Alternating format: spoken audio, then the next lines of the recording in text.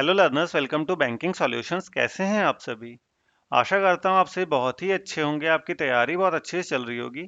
आज का वीडियो उन लोगों के लिए होने वाला है जो मॉक की एनालिसिस सीखना चाहते हैं कि कैसे करें मॉक की एनालिसिस कि अभी मेरे 30 मार्क्स आ रहे हैं और मेरे 85 प्लस आने लगे। ठीक है, मॉक देने के बाद एनालिसिस करना बहुत जरूरी होता है, तभी आपके मार्क्स इंक्रीज होंगे। सिर्फ मॉक देने से आपके मार्क्स इंक्रीज नहीं होते हैं, उसे एनालाइज करना बहुत जरूरी होता है। तो अगर अभी आपके 30 40 50 मार्क्स आ रहे हैं तो एनालिसिस अच्छे से करिएगा तो 85 प्लस आराम से चले जाएंगे।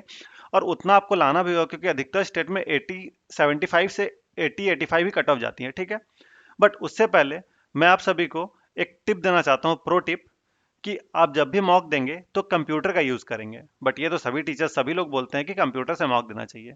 पर क्या हो अगर आपके पास कंप्यूटर नहीं है? तो आपके पास दो ऑप्शन होते हैं, या तो आप साइबर कैफे जा सकते हैं। बट अगर आपके गांव से आप जहां रहते हैं वहां से साइबर कैफे भी दूर हो तो आप क्या करेंगे? तो आप एक और काम कर सकते हैं कि एक माउस खरीदेंगे, एक ओटीजी खरीदेंगे। उस माउस और ओटीजी को अपने मोबाइल के साथ कनेक्ट करके मोबाइल को लैंडस्केप मोड में डाल देंगे।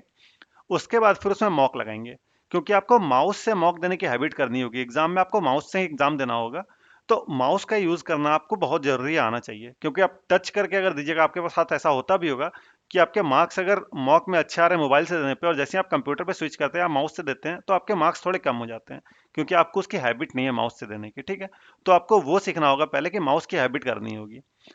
तो चलिए अब देखते हैं मॉक की एनालिसिस कैसे की जाए। जब भी आप मॉक देते होंगे तो तीन कंडीशंस होते हैं। क्वेश्चन आपके सही होंगे, या फिर क्वेश्चन आपने गलत किए होंगे, या आपने क्वेश्चन स्किप कर दिया होगा, नहीं बनाया होगा। तो चलिए सबसे पहले बढ़ते हैं करेक्ट की ओर। अगर आपने करेक्ट किया है तो दो केसेस बनेंगे। आपने क्वेश्चन सही टाइम पे किया होगा, जितना एवरेज बच्चों को लग रहा है उसी टाइम पे आपने किया है। दूसरा, आपने एवरेज से ज़्यादा टाइम लिया है। एवरेज बच्चों को जितना टाइम लगता है या आइडियल टाइम जो उस क्वेश्चन को सॉल्व करने का है, उससे ज़्यादा टाइम लगा है आपको उसे सॉल्व करने में। इस केस में क्या करना है आपको कि इन क्वेश्चंस को आपको एनालाइज करना है।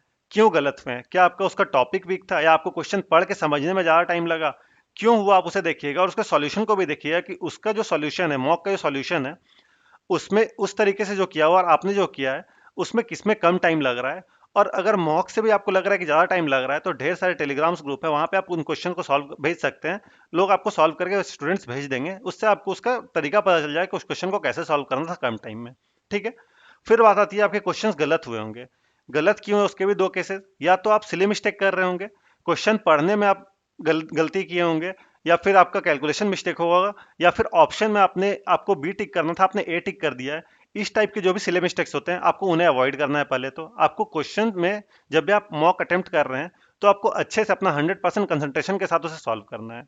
दूसरी बात आती है कि आपका कॉन्सेप्ट ही नहीं है, लैक ऑफ कॉन्सेप्ट है उसमें, आपको कॉन्सेप्ट पता ही नहीं है, या आप कंफ्यूज है किसी क्वेश्चन में और उसको टिक कर दिए हैं आप, तो उस क्वेश्चन में आपके क्वेश्चन गलत होंगे उस केस में।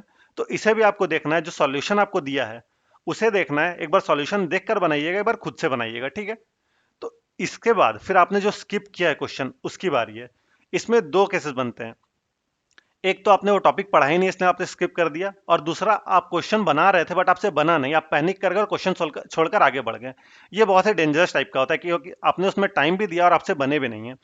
तो इन पे भी आपको ध्यान देना है। जो टॉपिक आपने नहीं पढ़े हैं उसको तो आपको पढ़ना है, बट आपने जो पढ़ा था और उसे नहीं सॉल्व कर पाया, उसे स्किप कर दिया, उस पर आपको ज़्यादा ध्यान देना है। ठीक है, सपोज करिए मॉक में आपने 70 क्वेश्चन अटेम्प्ट किए हैं, जिसमें से आपके 50 सही हुए हैं और 20 गलत हो गए और 30 आपने स्किप कर दिया है। ठीक है, अब जो 50 सही हुए हैं, इसमें हो सकता है कि आपने 40 क्वेश्चंस समय पे किए होंगे और 10 क्वेश्चंस में आपको ज़्यादा टाइम लगा हो, तो उन 10 क्वेश्चंस को आपको एनालाइज करना है।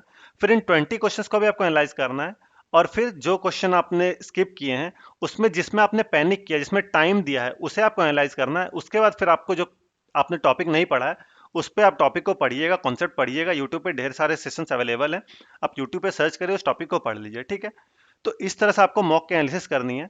इतना करने के बाद फिर आपका मॉक में मार्क्स अच्छा खासा इंक्रीज होगा। ठीक है, तो इसी तरह से आप मॉक का एनालिसिस करिएगा। आप सभी के लिए मैंने एक वीडियो सीरीज शुरू की है, जहां की मैं आप सभी को हर रोज टारगेट देता हूं एसबीआई क्लर्क के एग्जाम के लिए। ठीक है, उसे आप फॉलो कर सकते हैं, उससे भी आपको आपके मॉक्स में मार्क्स इंक्रीज देखने को मिलेगा। ठीक है, आशा करता हूं आपको वीडियो इन्फॉर्मेटिव लगा होगा। अगर आपको मेरे एफर्ट्स से लगे, इस वीडियो को लाइक करें, अपने दोस्तों के साथ भी शेयर करें, ताकि उन्हें भी इसका फायदा हो सके और ज़्यादा से ज़्यादा लोग तक वीडियो पहुंच सके। आप मेरे चैनल को सब्सक्राइब करें ताकि आने वाली वीडियोस नोटिफिकेशन आपको मिलती रहे। जस्ट आप यहाँ क्लिक कर सब्सक्राइब कर सकते हो, तो सब्सक्राइब करके मुझे सपोर्ट करें, इससे मुझे मोटिवेशन मिलती है और वीडियोस लाने की।